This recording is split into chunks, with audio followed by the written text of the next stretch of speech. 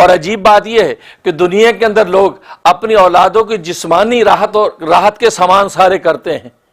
کہ یہ اچھا ڈاکٹر بن جائے تو ٹھاٹھ کی زندگی گزارے گا، یہ اچھا ٹیکنالوجسٹ بن جائے ٹھاٹھ کی زندگی گزارے گا، یہ اس کا کپڑا لتا اچھا ہو، اس کے اعلیٰ مکان ہو، اس کے اعلیٰ دکان ہو، سب جسمانیت کے سارے سامانوں کی کوشش کرتے ہیں۔ لیکن ابراہیم علیہ السلام نے ان کی روحانیت کے سامان کو پہلے بیان کیا، پہلے اولاد کی اطاعت اور عبادت مانگی ہے۔ یا اللہ میری ان اولاد کو اطاعت والی بنا دے، عبادت والی بنا دے، تیرے سامنے نمازیں پڑھنے والی ہو، تیرے حکم کو پورا کرنے والی ہو، اور حج کے مناسک ادا کرنے والی ہو۔ گویا کہ روحانیت کی جو خاص تربیت اور کمال تھا وہ اپنی اولاد کے لیے مانگا، اور اس کے بعد پھر کہا کہ جب یہ اس نیکی پہ لگیں تو ان نیکوں کو یا اللہ رزق روٹی بھی آسان کر دینا، تاکہ اس نیکی سے ہٹے نہ اور رزق کی تلاش کے اندر سرگرداں نہ پھریں، بلکہ یکسو ہو کر تیری عبادت میں لگے رہیں۔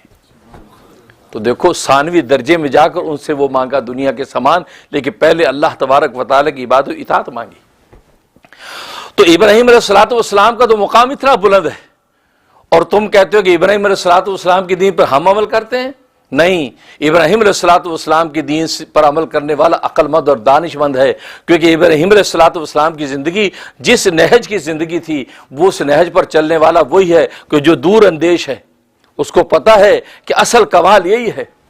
کیونکہ وہ ابراہیم ہیں اور وہ ان کے بیٹے اسماعیل ہیں کہ بیت اللہ بنا رہے ہیں، ساری مشقتیں برداشت کر رہے ہیں، لیکن ساتھ یہ دعا کر ربنا تقبل منا، ربنا تقبل منا، اے اللہ ہماری طرف سے اس کو قبول فرما لے۔ گویا کہ اتنا بڑا کام کر رہے ہیں کہ پوری کائنات انسانی کے لیے ایک مرکز ہدایت کھڑا کر رہے ہیں، اور ان کے لیے ایک مثابت الناس، لوگوں کے ثواب حاصل کرنے کے ایک مقام قائم کر رہے ہیں، حج کے مناسک ادا کرنے کے مقامات طے کر رہے ہیں، لیکن ساتھ ساتھ دعائیں کہ یا اللہ قبول کر لینا۔ گویا کہ اپنے اس کمال کو کمال نہیں سمجھ رہے، اپنے اس نیکی پر ناز نہیں کر رہے، بلکہ نیاز مندی سے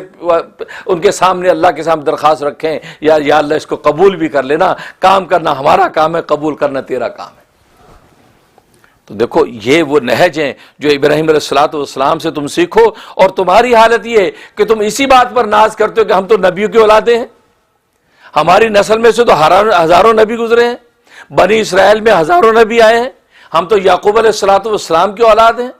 اور یہ محمد صلی اللہ علیہ وسلم یہ تو بنی اسرائیل میں سے نہیں ہیں، لہذا ہم ان کو ماننے کو تیار نہیں ہیں، ان کے دین کا دین ابراہیمی سے کوئی تعلق نہیں، اور تم سوائے اس کے کہ اپنے نبیوں کے ساتھ ایک اپنے نسب کو ذکر کر رہے ہو، اس کے علاوہ تمہارے پلے کچھ نہیں ہے، تمہاری اپنے ذات کے اندر کسی قسم کا کمال نہیں، ایون کہ توحید کا ایک